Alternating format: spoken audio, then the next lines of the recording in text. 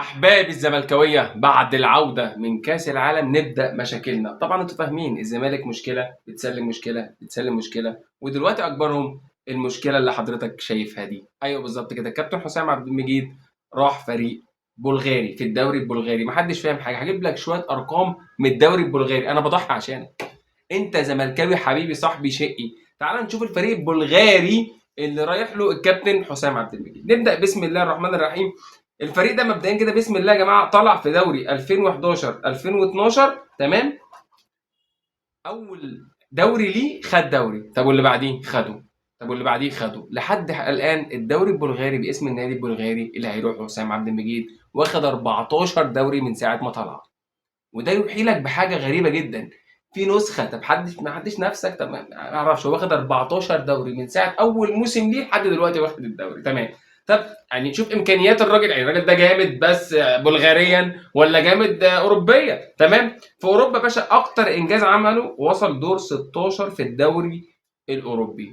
طب عمل انجازات تانية، لاعب باريس سان جيرمان ولاعب ريال مدريد ولاعب انتر ميلان ولاعب روما ولاعب ارسنال في دوري ابطال اوروبا. طب عمل قصادهم مباريات كويسه، يعني فريق طب الفريق ده اهم حاجه، هل هو فريق بيطلع مثلا ناشئين؟ يعني مثلا ستاندرد ليج مثلا البلجيكي، مثلا بروسيا دورتموند مثلا الالماني كده؟ لا، هو ما بيطلعش اي ناشئين بيوديهم اي حته.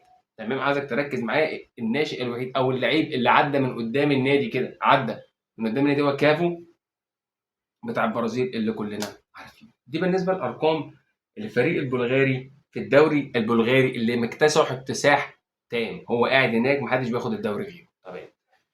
نرجع هنا بقى للكابتن حسام عبد المجيد.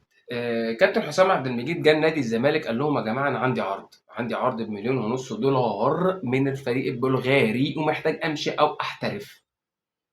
طب خلينا نتكلم يعني منطقيا شويه، سيبك من ان هو هيروح الاهلي او يروح مش سيبك من الجزئيه دي هنتكلم فيها دلوقتي. طب انت جاي لك عرض بمليون ونص دولار من فريق بلغاري في الدوري البلغاري، فريق اصلا اعلى راتب ليه للاعب تقريبا 200,000 او 350,000 دولار. طلعش اكتر من كده، هو معهوش فلوس، امكانياته ما تسمحش باكتر من كده، وان هو يعمل صفقه زي دي بتعتبر دي تقريبا اكبر صفقه بتاريخ النادي. فالدوري يحيي لك بايه؟ هاجي لك بس قبل موضوع الاهلي. في دلوقتي السب ايجنت اللي هم الوكلاء، يعني بيعملوا فكره جميله قوي. بيشوف اللعيب اللي عليه لغط في الدوله معينه كده وياخده فريق اوروبي بعد كده يساوم بيه الفريق. يعني بيجيب حسام عبد المجيد كده مش كوبري دلوقتي للنادي الاهلي، بيجي كده السب ايجنت ياخده كده يوديه تعالى انت هنا، ويجي بقى الاهلي يفاوضه بعد كده، الاهلي محتاجه عشان يكيد بيه الزمالك فمش عارف إيه. دي بقت شغلانه على فكره للوكلاء دلوقتي. يعني الوكيل دلوقتي بيشوف اللعيب اللي عليه اكتر لعيب عليه مشاكل ووجع دماغ، تمام، بيروح جاي واخده كده وعامل بيه ايه شويه حاجات كده، واكل بيه عيش على الدغري يعني كده في الخلاصه. طب حسام عبد المجيد هيروح الاهلي بنسبه كبيره، طب انت كزمالك مش زعلان؟ لا.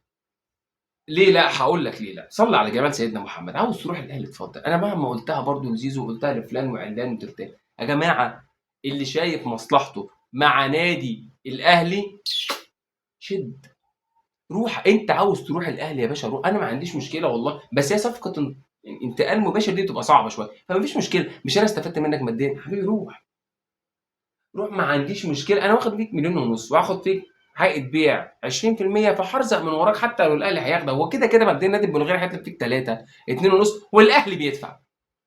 الاهلي اللهم صل على سيدنا محمد معاه فلوس على القلب قد كده. فانا ما عنديش مشكله خالص ان الكابتن حسام يروح الاهلي، تروح يا باشا كوبري مش كوبري، انا كده كده واكل عيش فيه. مش شبه زيزو ما عرفتش اكل عيش فيه، وده وراه واحد دماغه عجباني قوي، جون ادوار. يا جماعه جون ادوار راجل بتاع الحاجات دي فما تخافش عليه. يعني قصه المشاكل وفلان يجي من هنا بس اديله امكانيات. بس خلينا نشوف جون ادوار الاول، صاحب المزاج العالي اللي بيتكيف كده وانت بتشوف كده صفقه مش عارف رايحه فين، انت متكيف يا باشا بتتفرج عليه وانت متكيف. الراجل مزاجه عالي ودماغه حلو قوي، بيعمل شويه شغل عادي. فحسام عبد المجيد هيروح الاهلي، يروح الله يسهل. انا ما عنديش مشكله والله العظيم انك تروح كوبري وكلها كباري اليومين دول، ما فيش مشكله يا باشا، روح الله يسهل لك ويبارك لك، وما عنديش مشكله. ده بالنسبه للكابتن حسام عبد المجيد. طب نخش بقى للنقطه الاهم في الموسم القادم، هي نقطه معتمد جمال. كابتن معتمد جمال مسك الزمالك بعد الكابتن عبد الرؤوف وعمل انجازات بالورقه والقلم والارقام، والتيم اللي معاك والسكواد اللي معاك ما يطلعش منه الحاجات دي. اتكلم بما يرضي الله، خلينا نتكلم ونقول كل حاجه بصراحه يعني. طب فين المشكله يا كابتن؟ طب ما هو يمضي يا كابتن ويكمل. طب انت كحسن مع ان معتمد جمال يكمل؟ لا. ايه يا باشا التناقض اللي انت يا باشا استنى، صلى على جمال سيدنا محمد. يكمل في حاله واحده، اللي هي ايه؟ زملكاوي اصيل، زملكاوي اصيل. يكمل لو انت زي ما انت. يعني ايه؟ يعني مفيش فك قيد، يعني مفيش صفقات جايه، يعني هي دي اللعيبه اللي موجوده، يعني هو ده اللي عندنا، يعني مفيش. فيكمل بالتيم اللي عندك. طب انت دلوقتي هتجيب سكواد تاني، هتجيب صفقات، هتطعم. مشيت حسام عبد المجيد، عارف والله العظيم عندي الونش، وعندي كام مدافع كده ناشئ هطلعه من تحت شبه ما طلعت، وعندي برضو مدافع كده افريقي هيجيبوه. فالدنيا هتبقى حلوه وهتفوق معاه. تمام. فانت عاوز تقعد معتمد جمال، يبقى انت ما فيش صفقات. فده مؤشر كويس جدا اللي نادي الزمالك عاوز يجيب مدير فني اجنبي، معناها اللي فيه صفقات جايه، يعني في فك قيد، يعني في لعيبه جايه، يعني في تيم جاي، يعني في دوري ابطال افريقيا جاي، يعني في الدوري جاي. بالنسبه لي انا اهم حاجه دوري ابطال افريقيا، انا نفسي اشوف دوري ابطال افريقيا بصراحه. 2002 الواحد ما شمش ريحه. تمام. ففكره مجلس الاداره ان هو يجيب مدير فني اجنبي، معناها ان هو هيفك خيط وهيظبط الدنيا وهيروق علينا. ليه؟ هقول لك. انت دلوقتي لو خليت الكابتن معتمد جمال وقلت له خلاص يا باشا انت السكواد الجديده اللي جاي بصفقاته الجديده بي وي وي، انت بتاخد ريسك عالمي. يعني ايه؟ هقول لك. يعني بص حضرتك، انت لما تاخد ريسك وانت ميت بتبقى يا كده كده اصلا انت اوريدي مفروم وطالع عينك، فما فيش مشكله لما تاخد لك ريسك، راح جاء، انت كده كده اوريدي ميت، زي اللي عمله مجلس الاداره ونجح. بس السيزون اللي جاي مفيش ريسكات. انت باشا بادئ من زمان، انت معاك وقت تعيش 3 4 سنين قدام، تشوف انت عايز تعمل ايه. معاك وقت تجيب لعيبه، فتره اعداد، تجيب مدرب، تفك مش عارف الكود عندك، تشوف مش عارف صفقات، تجيب كل اللي عندك، عندك الاوبشن عادي. فبالنسبه للمدرب الجديد ده وراه حاجات كتير جدا، وراه ان انت عندك وعندك وعندك وعندك. فمعتمد جمال شكرا لحد هنا. لو انت مش هتجيب صفقات سيبه. هتجيب صفقات، لا انا مع ان هو يتغير فتره المرحله بتاعته، المرحله اللي هي ان انت بتبني فريق. فكابتن معتمد جمال هيكون معاك، لان في لعيبه يا جماعه، او في فرق او منتخبات شبه منتخب فرنسا كده مثلا. انا شايف ان منتخب فرنسا ده مدربه ده عالمي. طب عالمي ليه؟ مش عشان الكوره، لا، انت شوف النجوم اللي فيه، كله نجوم. مفيش لعيب فيه مش نجم، مفيش خمسة ستة في كل مكان. إدارتهم مستحيلة، مش صعبة، مستحيلة. فإنك تدير نجوم غير إنك تدير لعيبة سنها صغير، بتفرق كتير جدا. فأنا من وجهة نظري معتمد جمال في ظل صفقات جديدة فهو ريسك محدش هيستحمله غيرك انت يا مجلس الاداره. نخش بقى على المجلس. صلى على جمال سيدنا محمد. نتكلم ورقه وقلم بما يرضي الله. لحد دلوقتي مفيش كوارث حصلت.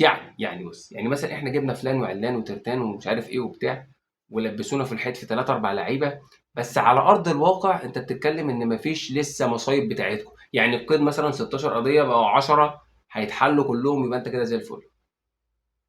القيد كله اتحل مفيش مشكله، ما انت كده زي الفل وراجل عسليه ومية مية وراجل مروق على حالك قوي. تمام. بس سبت الكود زي ما هو، المشاكل زي ما هي، والمصايب زي ما هي، يبقى انت عندك مشكله. فلحد دلوقتي مش عاوزين نستبق الاحداث، لان في زملكاويه كتير جدا انا بزعل منهم. بزعل منهم ليه؟ لان هو ما بيصدق يهد. بص يا باشا، الكوره الحديثه اللي جايه دي بتعتمد على حاجات كتير جدا غير التشجيع والعاع والكلام ده خالص.